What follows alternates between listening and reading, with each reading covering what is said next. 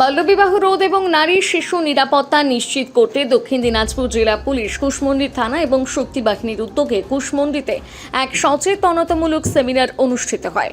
উপস্থিত ছিলেন পুলিশ আধিকারিক, চিকিৎসক, শিক্ষক, শিক্ষিকা, এএনএম, আইসিডিএস কর্মী এবং শিক্ষার্থীরা।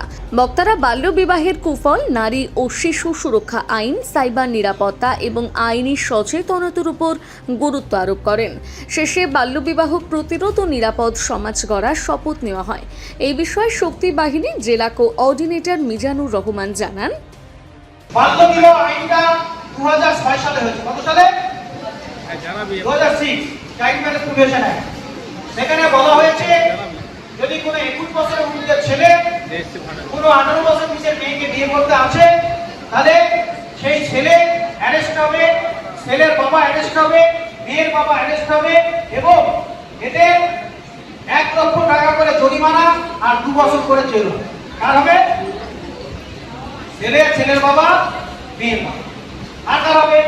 আর হবে ওই বিয়েতে যিনি কাজী, ইমাম, পুরোহিত বিয়ে পড়াতে আসছিলেন, ওখানে যে প্যান্ডেল ভাড়া দিয়েছে, ওখানে যে মাইক ডিজে ভাড়া দিয়েছে, ওখানে যে ওই যে হাতে কি লাগায় মেহেন্দি লাগিয়েছেন, হ্যাঁ, তারপরে ভিডিও করেছেন, এদের প্রত্যেকের বিরুদ্ধে কেস হবে, 6 মাস জেল, 50,000 টাকা জরিমানা।